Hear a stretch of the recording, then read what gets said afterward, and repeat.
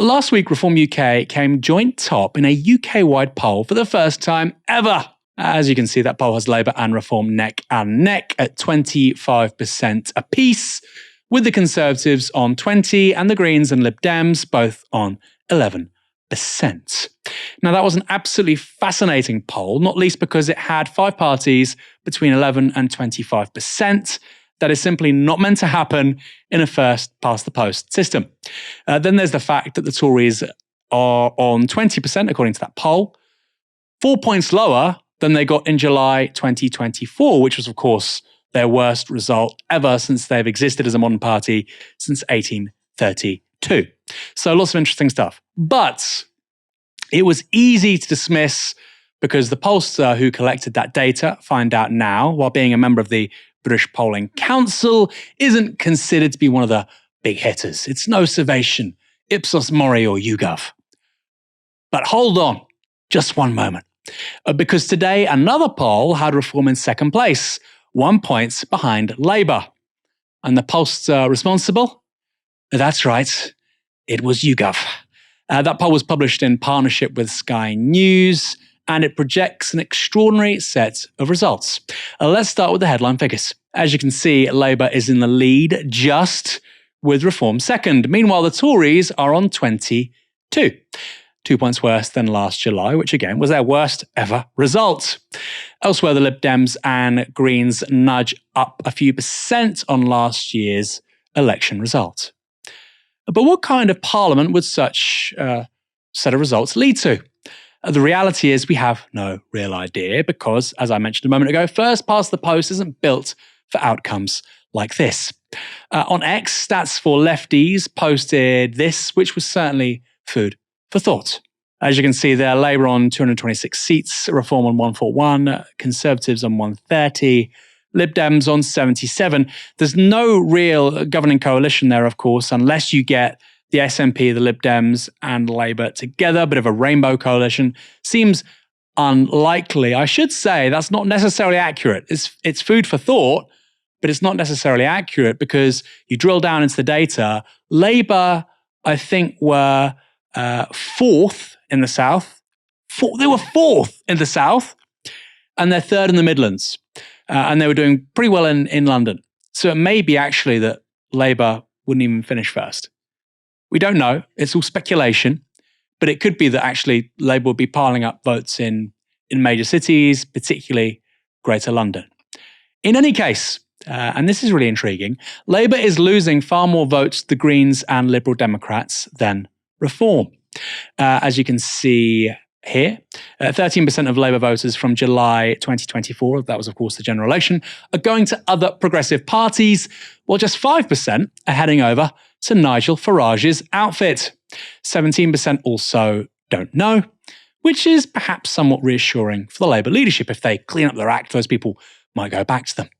Next, let's turn to this chart showing voter preference by age. As you can see, Reform leads among 50 to 64-year-olds, while Labour enjoys large leads among those under 50. In that same age cohort, the Tories barely make double digits. That's amazing.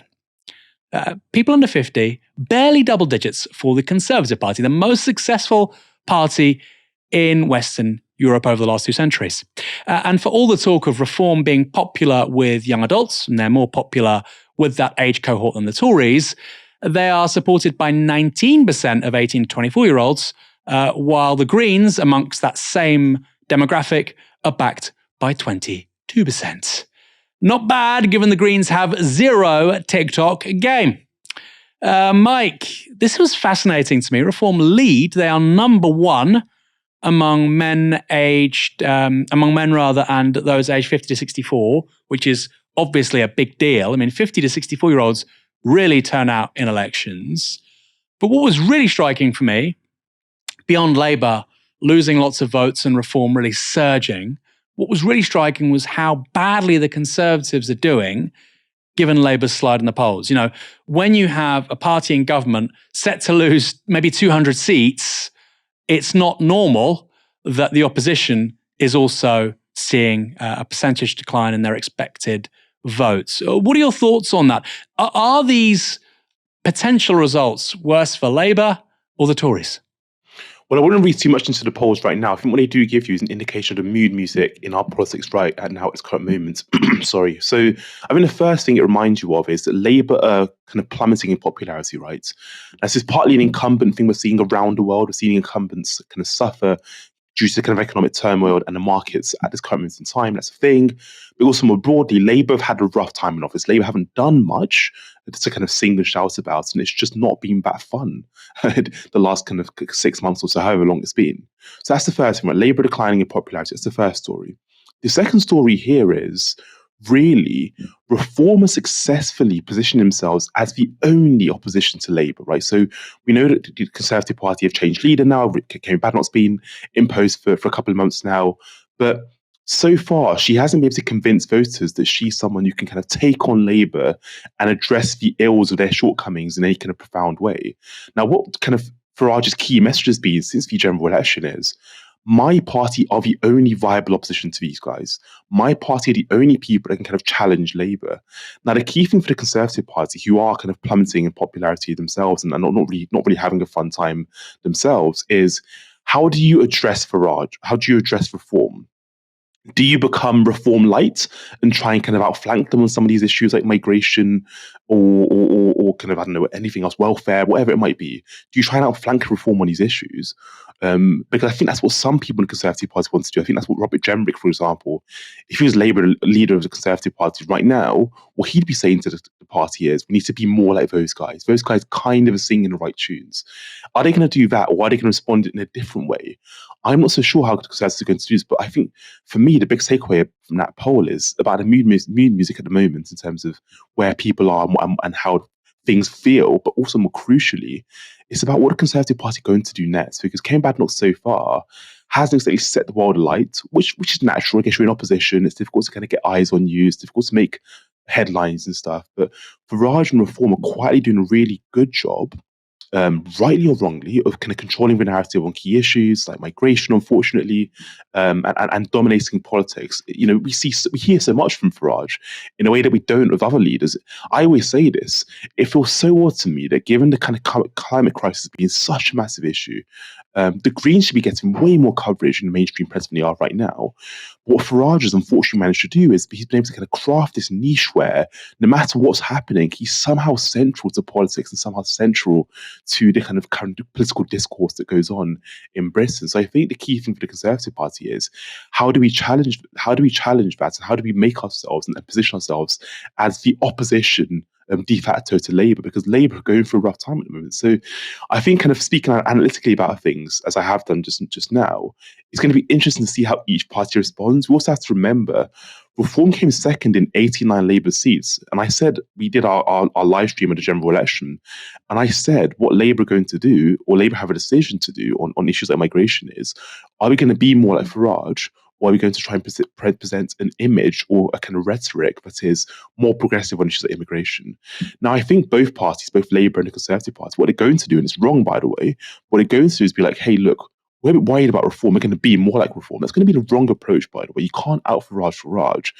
But I think that's where both parties are going, and it's a real shame in my view that Farage commands so much kind of sway in our politics, but that's where we are at this current moment in time. And I guess we're far out from an election, so let's wait and see how things develop and how things rumble on. But I think it's a really interesting story that's unfolding in terms of reform kind of rising in these polls and both major parties looking in quite a poor place. Yeah, that's a really important point. We are a long way out from the next general election, most likely going to be in 2029, maybe 2028. But I suppose you could say, well, that can work both ways, can't it? Of course, reform could fall apart, and they can. A week is a long time in politics, let alone 4 years. But by the same token, in several years' time, they could have a lot more money, a lot more resources than the two legacy parties. They may be looking at a majority. We have no idea. We have no idea. If you said 18 months ago that this is where we'd be, nobody would have believed you. Richard Tice leading Reform, them sort of bumping along the bottom. Lawrence Fox and his little fake Mickey Mouse party sort of in the same conversation as them. Now they're replacing the Conservative Party as the mainstream party on the centre-right. Really? Well, it seems to be happening. But a lot is up for grabs. A lot is up for grabs. There was also a great image from the Northeast put up by Stats for Lefties. Basically, the whole of the Northeast well, a lot of the Northeast goes to Reform. I think Labour lose 17 seats in the Northeast. They keep Newcastle, obviously, but they lose lots of rural seats. They lose Sunderland. Reform picks up a lot, and even the Tories pick up a few rural seats. And I'll go back to that point I made earlier. If you look at the regional breakdown, Labour, according to this YouGov poll, I think it had 10,000 respondents. Labour were fourth in the South. Now, if you're a Labour MP in Portsmouth or Bournemouth or Essex, Hastings, Plymouth, if you're a Labour MP in any of these places, you think we're fourth in the South? Really? You're going to get really worried. And of course, they're third in the Midlands. And to repeat, Reform are now leading. They are number one amongst male voters and amongst those aged 50 to 64. Extraordinary. Absolutely extraordinary.